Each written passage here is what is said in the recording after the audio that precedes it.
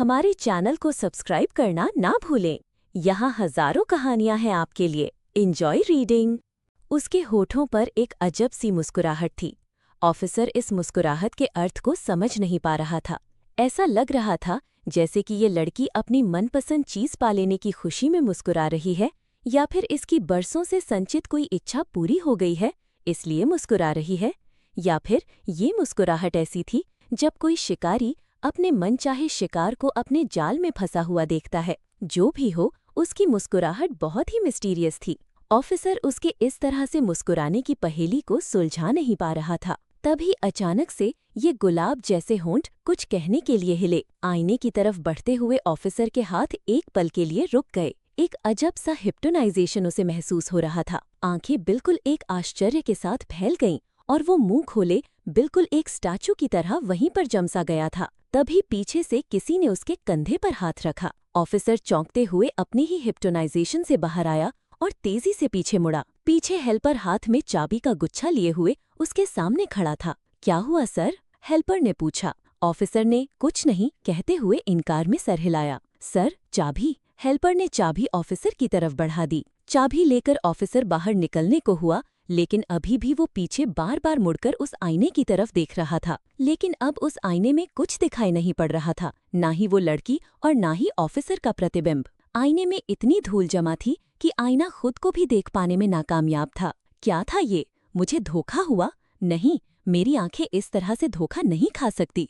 वो एक लड़की ही थी, पर कहाँ गई? ऑफिसर बहुत उलझन में था। अरे यार, जल्दी आओ, मैं वेट कर रहा हूँ। साथ ही ऑफिसर ने आवाज लगाई। हाँ, आ रहा हूँ। अपने दिमाग को झटकते हुए ऑफिसर आगे बढ़ गया। तभी आईने में बिल्कुल स्पष्ट एक खूबसूरत लड़की की तस्वीर उभरती हुई दिखी, जिसके आधे चेहरे पर घूंघट था पर होंठ दिख रहे थी। अभी भी उसके होठों पर वही मिस्टीरियस स्माइल थी। लगता है कि इस बंच में इस ताले की चाबी नहीं है। ऑफिसर ने एक एक करके की बंच में मौजूद सारी चाबियों से ताले को खोलने की कोशिश कर डाली, लेकिन ताला नहीं खुला। गुस्से से ऑफिसर ने ताले को हल्का सा झटका दिया। ताले को झटका देते ही अचानक से जोरदार आवाज आई। ऐसा लगा जैसे कोई भारी सी चीज जमीन पर गिर गई हो। ऑफिसर उछलकर 2 कदम आगे हो गया। दोनों ऑफिसर ने एक साथ नीचे की तरफ देखा। अगर ऑफिसर उछलकर पीछे नहीं हुआ होता तो वो भारी चीज सीधे उसके पैरों पर ही गिरती। वो ताला एक साधारण सा झटका पाते ही कुंडी समेत नीचे गिर गया था और उसी के साथ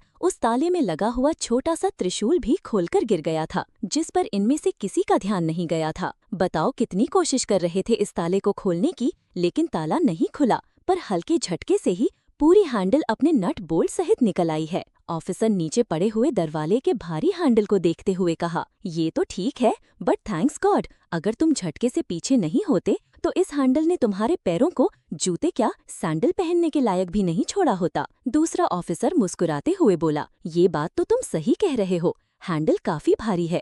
लगता है कि पुराना होने के कारण इसके नट बोल्ट गल गए थे, इस कारण हैंडल का बोझ नहीं उठा पाए, वरना दरवाजा तो अभी भी काफी मजबूत दिखाई पड़ रहा है। पहले ने भी दूसरे की बात से एग्री किया। चलो खैर, ये तो काम हुआ, आगे कमरे में देखते हैं क्या है। ऑफिसर ने पैरों से ही हैंडल और ताले को साइड करते हुए कहा। इस बात से अनजान इसी के साथ ही हैंडल में फंसाया हुआ छोटा सा त्रिशूल भी दरवाजे से किनारे होते जा रहा था। ताला खुल चुका था, लेकिन फिर भी दरवाजा खुल नहीं पा रहा था। दोनों ऑफिसरों ने एक साथ मिलकर दरवाजे को खोलने के लिए प्रेशर बनाया, लेकिन लगता था कि जैसे दरवाजा अंदर से जाम था। लगता है कि दरवाजा निकालना ही पड़ेगा। दरवाजा खोलने की कोशिश करते हुए जब ये दोनों हार गए तो उन्होंने अपनी मदद के लिए एक हेल्पर को बुलाते हुए कहा, देखो, इसे खोलने की कोशिश करो, खुल जाए तो ठीक है, वरना दरवाजा तोड़ दो। Okay sir. 2-3 हेल्पर ने एक साथ मिलकर दरवाजा खोलने की कोशिश की, लेकिन दरवाजा नहीं खुल रहा था। सर, लग रहा है जैसे कि इस दरवाजे को अंदर से बंद किया गया है,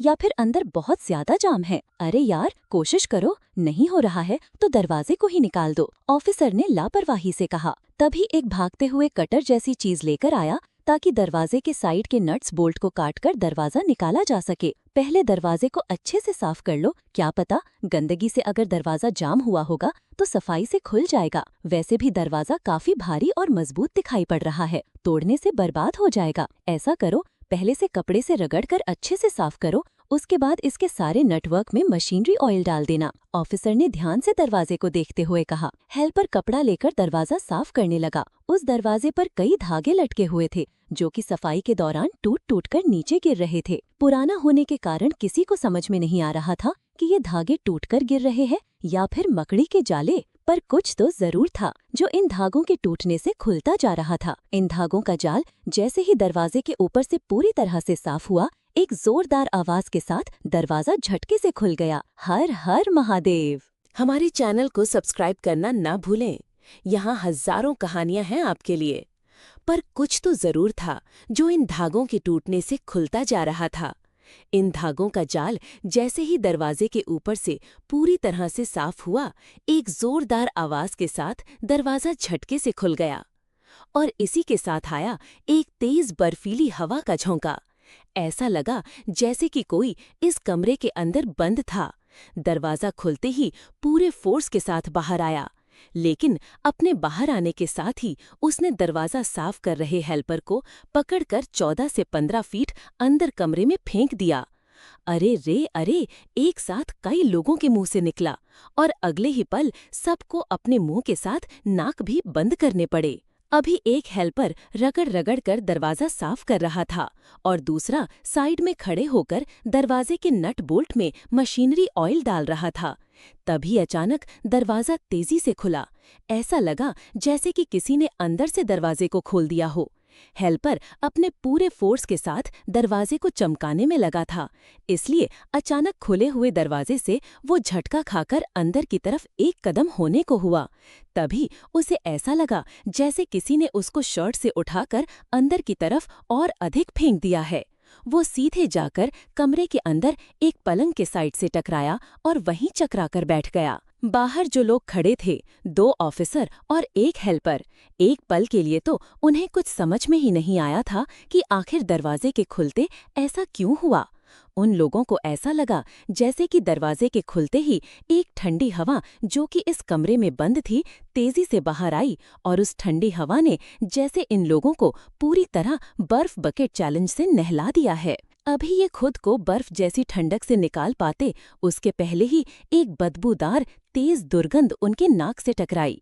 हालांकि इन सब ने मास्क लगा रखे थे, पर फिर भी मास्क इस दुर्गंध को रोकने के लिए नाकाफी हो रहा था। सबने अपने हाथ या फिर जेब से रुमाल निकालकर अपने नाक पर रख लिया। अजीब सी बदबू है यार, एक ऑफिसर ने कहा। सिर्फ अजीब सी ही नहीं, बहुत तेज भी है। नाक से तो ऐसे सर पर चढ़ रही है जैसे कि सारे नसों को फाड़ कर रख देगी। दूसरे ऑफिसर ने बहुत ही कठिनाई के साथ कहा, यहाँ खड़ा रहना मुश्किल हो रहा है, क्या करें? अंदर कमरों का सर्वे करें या छोड़ दें? ऑफिसर ने बड़ी मुश्किल से मुंह बनाते हुए अपने साथी से पूछा। अरे वो कहाँ गया जो यहाँ पर खड़ा था? ऑफिसर ने जब बेचैनी से इधर उधर नजर दौड़ाई तो उसे हेल्पर नहीं दिखा। तब उसकी नजर अंदर कमरे में पड़े हेल्पर पर गई जो कि वहीं पर बेहोश पलंग के साइड में बैठा हुआ था। अरे तुम सब देखो उसको, पता नहीं कैसे अंदर चला गया है, कहीं चोट तो नहीं लगी? आपने नाक पर रुमाल रखते हुए ही ऑफिसर ने और हेल्पर को ऑर्डर किया। अपने साथी को यूं ही अनकॉन्शियस पड़ा हुआ देखकर 2-3 हेल्पर तेजी से उसके पास पहुंचे और लगभग खींचते हुए उसे बाहर लेते आए। और बाहर भी दरवाजे के पास आकर वो नहीं रुके, उसे लेकर हॉल की तरफ जाने लगे। अरे उधर किधर जा रहे हो? सारे के सारे उधर चले जाओगे तो यहाँ का काम कौन करेगा? ऑफिसर ने उन लोगों को कॉरिडोर में आगे बढ़ते हुए देखा तो पीछे से आवाज लगाई। सारे हेल्पर्स ने अपने गमछे से अपना नाक मुंह अच्छे से कवर कर रखा था, फिर भी इस बदबू के आगे उन्हें भी खड़ा रहना मुश्किल हो रहा था। सर, अंदर बहुत तेज बदबू भरी हुई है, वहाँ खड़े होने लायक भी नहीं है। हमने दरवाजा और अंदर के सारे खिड़कियों को खोल दिया है ताकि ताज़ी हवा कमरे के अंदर आ सके और बदबू निकल सके। जब तक कमरे से बदबू निकलती है तब तक हम इसे कुछ ताज़ी हवा में ले जाते हैं और उसके चेहरे पर पानी वानी मारेंगे तो हो सकता है ये होश में आएगा। एक हेल्पर ने पीछे मुड़कर बताया और उसके बाद भी वो हेल्पर अपने ऑफिसर का अगला कमांड सुनने के लिए वहां रुका नहीं, हॉल की तरफ निकल गया। ऑफिसर पीछे से अरे रे अरे करता रह गया। लो, ये लोग तो गए, अब हम क्या करेंगे? बिना इन लोगों के हेल्प के हम सर्वे कैसे कर पाएंगे? इतनी मुश्किल से तो ये दरवाजा खुला था और अभी पूरी तरह से हमें अंदर की चीजों को और उनके नुकसान को देखना बाकी ही था। ऑफिसर ने दरवाजे से अंदर झांकने की कोशिश करते हुए कहा, मुझे नहीं लगता कि इस बैड स्मेल में हम थोड़ी देर भी यहाँ खड़े रह सकते हैं। हेल्पर सही कह रहे हैं, पहले इस बदबू को निकल जाने देते हैं और फिर एक बार साफ सफाई हो जाने देते हैं, उसके बाद ही आगे का काम होगा। साथी ऑफिसर ने कहा, वैसे भी ये मास्टर बेडरूम लग रहा है और इसमें इतनी सारी चीजें हैं कि उनकी काउंटिंग और लिस्ट बनाते बनाते हम लोगों की यहीं पर रात हो जाएगी। ऐसा करते हैं कि इस रूम में कल से काम लगाते हैं, अपने साथ अपने साथियों को भी ले लेंगे तो इधर का काम भी एक दिन में ही निपट जाएगा और अभी चलकर उनकी हेल्प कर देते हैं उनके काम में। साथी ऑफिसर ने दरवाजे के पास खड़े होकर अंदर कमरे का जायजा लेते हुए कहा। अंदर कमरा देखने में तो एक तरह से साफ लग रहा था, पर फिर भी ना जाने इस कमरे में इतनी तेज बदबू क्यों भरी हुई थी। दरवाजे पर खड़े होने से कमरे की एक्सपेंसिव लग्जरियस फिल्म साफ पता चल रही थी। सामने किंग साइज का प्योर सैंडलवुड का पलंग लगा हुआ था, जो कि शायद काफी दिनों से पड़ा रहने के कारण काला पड़ गया था। तभी ऑफिसर की नजर उस पलंग के नीचे से निकल रहे काले रंग के छोटे छोटे कीड़ों पर गई। दूर से देखने पर उसे ज्यादा कुछ समझ नहीं आया। हमारे चैनल को सब्सक्राइब करना ना भूलें, यहाँ हजारों कहानियां हैं आपके लिए। उसे लगा जैसे कि पलंग की लकड़ी से घुन या फिर उसका खाया गया पाउडर निकल रहा है। अभी वो आगे बढ़कर इन कीड़ों को देखने जाता कि उसके पहले ही उसके साथी ऑफिसर ने उसके कंधे पर हाथ रख दिया। बात तो सही है तुम्हारी, अंदर जाने की जरूरत नहीं है। वैसे भी सारे हेल्पर्स यहाँ से निकल ही गए हैं और हम भी यहाँ पर खड़े रह नहीं पाएंगे और ना ही हम दोनों से अकेले यहाँ का काम होगा। इससे अच्छा है कि यहाँ पर टाइम वेस्ट करने के बजाय अपने टाइम को किसी काम में लगाएं। चलो हॉल में चलकर देखते हैं, वहाँ पर कम से कम इतनी ज्यादा बदबू नहीं है, ऑफिसर ने कहा। अपने साथी ऑफिसर की बात सुनकर दूसरे ऑफिसर ने भी हाँ में सर हिलाया और एक नज़र पलंग की तरफ डालते हुए फिर से पूरे कमरे में नज़र दौड़ाई। तभी उसकी नज़र पलंग के सिरहाने लगी एक पेंटिंग पर पड़ गई। पेंटिंग को खूबसूरत फ्रेम में मड़वाकर पलंग के ठीक ऊपर लगाया गया था। और कोई टाइम होता तो ऑफिसर के होठों से उस फ्रेम की बारीक कलाकारी देखकर डेफिनेटली ऑसम निकलता, लेकिन इस टाइम उस ऑफिसर की नज़र उस फ्रेम की खूबसूरती पर नहीं बल्कि उसमें लगे हुए फोटो पर थी। ये चेहरा क्यों इतना देखा देखा लग रहा है? ऑफिसर एक पल के लिए हैरान रह गया था। उसने आंखें बंद करके कुछ याद करने की कोशिश की। आंखें बंद करते ही उसकी आंखों के आगे वो अजीब ढंग से मुस्कुराते हुए होंठ आ गए, जो कि उसने अभी बगल वाले कमरे में आईने पर देखा था। ऑफिसर ने झटके से आंखें खोल दी और पेंटिंग की तरफ देखा। उस टाइम आईने में उभरती हुई छवि में उसने एक बार में ही पूरा चेहरा नहीं देख पाया था। पहली बार सर्द आंखें दिखी थीं, तो दूसरी बार मुस्कुराते हुए होंठ। पर इस फ्रेम में उस लड़की की पूरी तस्वीर थी। इस लड़की के भी होंठ उसी तरह से मुस्कुरा रहे थे, एक मिस्टीरियस स्माइल के साथ। इस मुस्कुराहट में जाने क्या ऐसा था जो कि उस ऑफिसर को अपनी मौत से भी ज्यादा डरावना लग रहा था। ऑफिसर का पूरा शरीर एक अनजाने डर से कांप गया। उसकी हिम्मत उस तस्वीर की आंखों में देखने की भी नहीं हुई। उसे समझ में नहीं आ रहा था कि ये सारे एक्सीडेंट्स उसके साथ ही क्यों हो रहे हैं।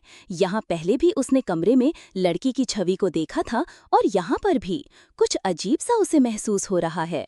आखिर क्या है यहाँ पर? आखिर कौन सा राज छुपा है इस लड़की की तस्वीर में? कौन है ये लड़की? इस महल की रानी या फिर कोई और? अगर ये रानी है तो इसने ऐसे कपड़े क्यों पहन रखे हैं? ऑफिसर के दिमाग में लगातार क्वेश्चन घूम रहे थे। इधर हॉल में सर्वे का काम पूरी तरह से हो रहा था। ये खूबसूरत पेंटिंग्स किसकी है? एक ने सामने लगे हुए आदमकद फोटो से धूल साफ करते हुए कहा, ये तो कोई खूबसूरत सी कपल पिक्चर है। हो सकता है कि पहले के राजा महाराजा हों। हाँ, साथ खड़ा लड़का तो बिल्कुल राजा लग रहा है। इसकी पगड़ी पर लगा हुआ अप्रोच और इसके खूबसूरत नक्काशी वाली तलवार इसे एक रॉयल लुक दे रही है। पर उसके पास में खड़ी हुई लड़की तो खूबसूरत है, पर बंजारन जैसे ड्रेस पहन रखी है। हो सकता है कि रानी साहिबा को बंजारन के कपड़ों में ही अपनी फोटो बनवानी पसंद आई होगी, एक ने लगभग मजाक उड़ाते हुए कहा। इन चारों में जो एक इन सब का सीनियर मैनेजर था, वो गौर से इस कपल पिक्चर को देख रहा था। चुप करो तुम लोग, ऐसा ना हो कि हमारा मजाक तुम लोगों की जिंदगी पर ही भारी पड़ जाए, मैनेजर ने बिल्कुल ठंडी आवाज में कहा। उसकी आवाज की ठंडक ऐसी थी कि हंसते हुए ऑफिसर और हेल्पर एक पल के लिए बिल्कुल चुप हो गए, लेकिन सबके दिमाग में यही क्वेश्चन घूम रहा था, किसकी है ये तस्वीर? सब अपने जवाब के लिए उस सीनियर मैनेजर की तरफ देख रहे थे जो कि गौर से इस तस्वीर को देख रहा था। सामने हॉल में लगी हुई तस्वीर में राजगढ़ के राजा को एक बंजारन के साथ खड़े हुए देखकर सब हंस रहे थे। लेकिन जब मैनेजर ने अपनी सर्द आवाज में उन्हें डांटा तो एक पल के लिए सब चुप हो गए। सबके दिमाग में बस यही घूम रहा था कि किसकी हो सकती है ये तस्वीर। अरे छोड़ो यार, इतना क्या सोचना है? क्या इतिहास में पढ़ा नहीं है पहले के राजाओं के शौक को? हो सकता है कि ये राजा की ही किसी शौक का नतीजा हो। भले ही उनकी रानी देखने में बंजारन लग रही है, पर उसका रूप और खूबसूरती तो अच्छी अच्छी रानियों को मात दे रहा है। ये भी तो हो सकता है कि राजा साहब का दिल किसी बंजारन पर आ गया हो। जो भी हो, हमें इससे क्या लेना देना। ना अब पहले के राजा रहे हैं और ना ही उनके राजवाड़े। अब तो बस ये एक तस्वीर रह गई है जिसकी हमें रिपोर्ट बनाकर यहाँ पर मिले हुए प्रिकॉशस चीजों में काउंटिंग करनी है। एक ने बातचीत का टॉपिक क्लोज करते हुए कहा, हाँ तुम्हारी बात सही है, पर यह तस्वीर केवल एक तस्वीर नहीं है बल्कि इस राजगढ़ पैलेस के उजड़ने का कारण भी है। वो कैसे? प्लीज सर बताइए ना, उस ऑफिसर ने पूछा जिसने इस तस्वीर वाली लड़की को आईने में देखा था और पलंग के सामने लगी हुई तस्वीर में भी। उसका दिमाग अभी भी इस लड़की के इर्द गिर्द घूम रहा था। मैंने यहाँ आने से पहले यहाँ के इतिहास को पढ़ा है। हालांकि इसमें ज्यादा कुछ तो क्लियर नहीं है, पर कुछ चीजें मुझे यहाँ के लोकल लोगों से भी जानने को मिली है। राजगढ़ राजगंज से जो श्राप जुड़ा हुआ है उसे इसी बंजारन रानी वैशाली का दिया हुआ श्राप कहते हैं। सुनने में आया है कि यहाँ के राजा को इसी वैशाली बंजारन से प्रेम हो गया था और उसे शादी करके अपने पैलेस में लेकर आए थे। राजगढ़ के राजपुरोहित ने इस बंजारन रानी को देखते ही कह दिया था कि ये इस वंश के नाश का कारण बनेगी। लेकिन बंजारन रानी के आने से सब कुछ अच्छा हो रहा था, तो राजा ने भी उनकी वार्निंग पर ध्यान नहीं दिया था। इस बंजारन रानी के आते ही राजगढ़ खूब उन्नति करने लगा। धन संपत्ति की कहीं कोई कमी नहीं थी। लोग कहते हैं कि ये बंजारन अपने साथ बड़े बड़े सोने के कलशों में सोने चांदी के सिक्के, हीरे मोती के गहने लेकर आई थी। इसलिए जब वो चलती थी तो सोने के सिक्कों की खनकने की आवाज आती थी। इतना सारा धन वो कहाँ रखती थी, कैसे रखती थी, कोई नहीं जानता था, पर कोई था जिसे ये सब कुछ खटकता था। हमारे चैनल को सब्सक्राइब करना ना भूले। यहाँ हजारों कहानियां हैं आपके लिए। तो फिर कोई और था जिसे राजगढ़ और खासकर प्रताप सिंह बुंदेला की बढ़ती हुई प्रसिद्धि अपनी आंखों में खटक रही थी। वो शायद कहीं आस पड़ोस की ही रियासत का राजा था जिसने अपनी बेटी की शादी प्रताप सिंह बुंदेला से कर रखी थी। पर इस वैशाली बंजारन के आने के कारण सब कुछ खत्म हो गया था। उस टाइम हमारे देश में स्वतंत्रता की लहर चली थी, जिस पर राजगढ़ राजवंश ने भी बढ़ चढ़कर हिस्सा लिया था। राजगढ़ के राजा उस समय यही थे, राणा प्रताप सिंह बुंदेला। इन्होंने चोरी छुपे फ्रीडम फाइटर्स की बहुत मदद की थी। गोला बारूद खरीदने के लिए काफी रुपया पैसा उन्हें अवेलेबल कराया था और साथ में उन्हें छुपने के लिए जगह भी दी थी, जिसकी जानकारी इस बंजारन रानी को नहीं थी। इसी में किसी एक फ्रीडम फाइटर को उनकी रानी पर शक हो गया था कि रानी काला जादू करती है। एक दिन राजा कहीं गए थे और रानी अपना काला जादू कर रही थी, तो राजपुरोहित के साथ सारे लोग वहीं पहुंच गए और उन्होंने रानी को मरवा दिया। तब रानी ने पूरे राजगढ़ राजवंश को श्राप दे दिया कि जो कोई भी इस महल और उससे जुड़ी हुई संपत्ति को अपने उपयोग में लाएगा वो मारा जाएगा। तो कोई कहता है कि राजा को ही रानी पर शक हो गया था, इसलिए उन्होंने रानी से कहा कि तुम यहीं पर रहो, मैं आता हूँ, और रानी को इसी पैलेस में बंद करके मरवा दिया। तो किसी का कहना ये था कि इस बंजारन रानी के पैसे अगर राजा के अलावा और कोई यूज करता था तो उसकी मौत हो जाती थी, इसलिए रानी ने रानी को मरवा दिया। जो कुछ भी हो, इस वैशाली बंजारन की आंखें अपने राजा के इंतजार में खुली ही रह गईं। तब से लेकर आज तक उस वैशाली बंजारन रानी की आत्मा इस महल में भटकती रहती है और अपने राणा सा के आने का इंतजार करती रहती है, मैनेजर ने बताया। मतलब क्या बंजारन रानी भूत बनकर आज भी इस महल में भटकती है और अपने राणा सा के आने का इंतजार करती है, जो कि पता नहीं कब का स्वर्गलोक सिधार चुके हैं। वेरी फनी, एक ने लगभग मजाक उड़ाने के अंदाज में कह दिया। ये मजाक की बात नहीं है। पहले तो किसी ने इस चीज पर ध्यान ही नहीं दिया था। उनके हिसाब से तो ये बंजारन मरी और सारा फसाद खत्म हो गया। लेकिन बाद में इस महल में कुछ ऐसी अजीबोगरीब घटनाएं होने लगीं कि राज परिवार को ना चाहते हुए भी ये पैलेस हमेशा के लिए छोड़ना पड़ा। तब उन लोगों ने अपने लिए नया पैलेस बनवाया और यहाँ कुछ पूजा पाठ करवाकर हमेशा हमेशा के लिए बंद करवा दिया। तब से लेकर आज तक जब किसी ने इस पैलेस को खुलवाने की कोशिश की है, उसकी बहुत दर्दनाक तरीके से मौत हो गई है, मैनेजर ने डिटेल में बताया। ओह, वैसे भी कहते हैं कि अगर किसी की एक्सीडेंटल मौत हो जाए या फिर मर्डर हो जाए तो ये सब कुछ काफी सुनने को मिलता है। लेकिन जो भी हो, काफी इंटरेस्टिंग है। अब जाकर लोगों को कुछ बातें काफी हद तक समझ में आई। सर सही कह रहे हैं कि उस बंजारन की आत्मा इस महल में भटकती है और यहाँ आने वालों को बहुत दर्दनाक तरीके से मारती है। मैंने भी अपने बाबूजी सांसे सुना है कि अमावस की रात को ये महल नहीं झोपड़ी हो जाता है, जहाँ पर कि वो बंजारन वैशाली अपना काला जादू करती है। इस झोपड़ी में बस एक दिया जलता हुआ दिखाई पड़ता है, जिस पर बड़े बड़े काले नाग उस दिए के आसपास मंडराते हैं। एक हेल्पर ने कहा, लो अब एक और कहानी सुनो, ये महल झोपड़ी कैसे बन जाता होगा। ऑफिसर, जो कि मैनेजर की बात से कुछ हद तक सहमत हुआ था, उसने अब हेल्पर की बात सुनकर नाक पर से जैसे मक्खी उड़ाई। हम सही कह रहे हैं साहब। अच्छा, क्या तुमने अपनी आंखों से देखा है? एक ऑफिसर ने मजे लेते हुए पूछा। सभी को कहीं न कहीं इस पैलेस की कहानी में इंटरेस्ट आ रहा था, सिवाय एक ऑफिसर और मैनेजर को छोड़कर। नहीं साहब, इस भूतिया महल के आसपास तो कोई भूले से भी नहीं भटकता, लेकिन हमारे दादा बताते हैं कि पहले ये महल नहीं था, पहले एक यहाँ पर झोपड़ी होती थी। ऐसा कहिए कि राजा का एक बगीचा था। उसी बंजारन रानी ने अपने रहने के लिए रातों रात ये महल बनवाया था। राज परिवार तो शुरू से ही उस पैलेस में रहता है। सिर्फ बंजारन अपने राणा सा के साथ इस महल में रहती थी। वो लोकल हेल्पर तेजी से बोला, जैसे अपनी बात पर सबको विश्वास दिलाना चाहता हो। लो, अब सुन लो एक और नई बात। तुम्हारा कहने का ये मतलब है कि उस भूतिया बंजारन रानी ने रातों रात झोपड़ी को महल बना दिया, वो भी इतना खूबसूरत पैलेस जिसमें कि आज हम सब खड़े हैं। अब ये मत कह देना कि कुछ देर में ही ये आलीशान पैलेस गायब हो जाएगा और हम एक टूटी फूटी झोपड़ी के सर्वे के लिए पहुंच जाएंगे। ऑफिसर लगातार हंस रहा था। मोहित, सीनियर मैनेजर ने अपने जूनियर ऑफिसर मोहित को कुछ ऊंची आवाज में कहा, sorry sir, but unbelievable, how it is possible. ऐसा हो ही नहीं सकता कि सुबह जिस आलीशान पैलेस में हम सर्वे के लिए आए, वो रात में एक टूटी फूटी झोपड़ी में बदल जाता है। और तो और दिन के उजाले में उस टूटी फूटी झोपड़ी का कहीं नामो निशान नहीं दिखता।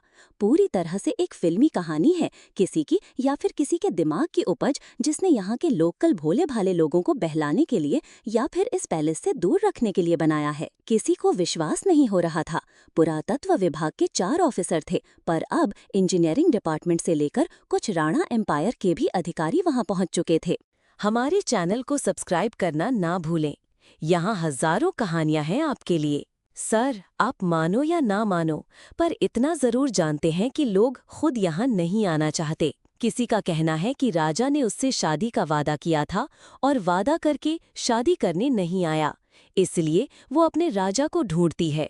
पर जो भी हो, रुपए पैसे वाली बात तो बहुत लोगों के मुंह से सुनी गई है। इस बंजारन की धन वाली कहानी सुनकर काफी लोगों ने उसके सोने चांदी के गहनों को पाने की कोशिश की। कुछ लोगों का कहना है कि या कहीं आसपास ही जमीन के अंदर गड़ा हुआ है।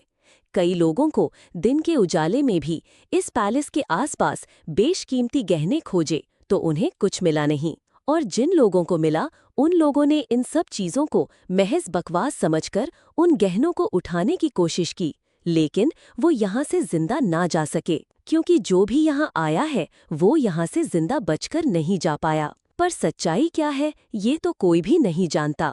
एक दूसरे मजदूर ने इन लोगों की बातचीत में हिस्सा लेते हुए बताया, चलो ये बात तो क्लियर हुई, तुम्हारी बात भी सुन ली और सर की बात भी मान ली, और यही लास्ट कंक्लूजन मिला है कि तस्वीर में मौजूद लड़की, जो कि अपने गेटअप से बंजारन जैसी लग रही है, वो सच में एक बंजारन ही है, जिसने कि राजा से प्यार किया। और चाहे जो कुछ भी हो, उस बेचारी को अपने प्यार की सजा मिली, चाहे राजा ने मरवाया हो या फिर राजा के परिवार वाले ने। और अपनी करतूत पर पर्दा डालने के लिए ये सब झूठी अफवाह फैला दी, ये धन वाली और ये इंतजार वाली। एक ऑफिसर ने अपनी फाइल बंद करते हुए कहा, छोड़ो ना यार, हम इन सब चीजों से क्या लेना देना। हमें तो बस अपनी ड्यूटी करनी है, गवर्नमेंट को अपनी रिपोर्ट देनी है। इस महल में चाहे किसी की भी आत्मा भटकती हो या फिर उसे किसी का भी इंतजार हो। अब तो इस महल के एक साइड में एक फर्स्ट क्लास 5 स्टार का होटल बनेगा, जिसे अपने मेहमानों का इंतजार रहेगा।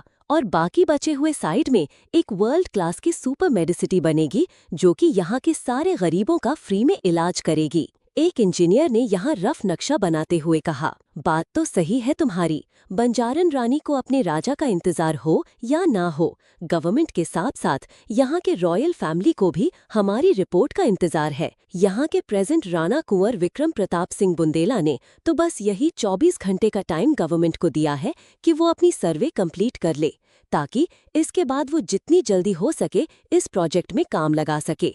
वैसे भी ये प्रोजेक्ट पिछले 25 सालों से बीच रास्ते में ही लटका हुआ है और ज्यादा देर करना सही नहीं है, एक ऑफिसर ने कहा। तो फिर हमें अपनी रिपोर्ट में क्या लिखना चाहिए? पुरातत्व विभाग के मैनेजर ने अपने साथियों का ओपिनियन जानना चाहा। साफ लिख देते हैं, इसके आर्ट के अकॉर्डिंग पुरातत्व विभाग में सहेजे जाने लायक इमारत है, ताकि लोगों को पता चल सके कि हमारे पूर्वज भी मॉडर्न आर्ट एंड कल्चर को जानते थे। पर फिलहाल इसे कोई भी संरक्षण की जरूरत नहीं है, पर इसे एक ऐतिहासिक धरोहर जरूर घोषित किया जा सकता है। एक ने अपना ऑब्जर्वेशन कंप्लीट करते हुए कहा, तब तो तुम यहाँ से जिंदा भी नहीं जा सकोगे।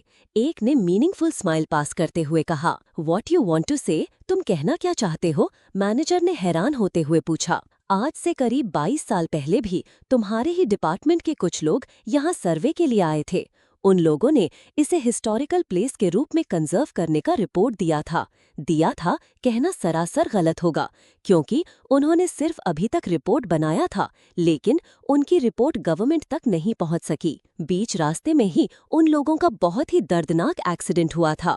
एक सीनियर सिविल इंजीनियर ने अपने पास की पूरी जानकारी अपने साथियों को दे दी। एक्सीडेंट हुआ था या फिर करवाया गया था? एक ने अपने एक भौं उठाते हुए पूछा। समझदार हो, समझ जाओ। पहले ने मुस्कुराते हुए रिपोर्ट की फाइल बनानी शुरू कर दी। इसका मतलब है कि किसी ने जानबूझकर करवाया था। दूसरे ने बात को समझते हुए कहा, हाँ, लेकिन उसका विक्टिम कभी पकड़ा नहीं गया, क्योंकि ये पूरा पैलेस ही नहीं बल्कि ये पूरा एरिया ही बुंदेला के अंडर में है। अपने प्रदेश की सरकार में एक पत्ता तो शत्रुपा देवी बुंदेला के इशारे के बिना नहीं हिलता, तो यहाँ पर क्या ही रहेगा। हमें बस वही लिखना है जो कि इस पैलेस के ओनर चाहते हैं।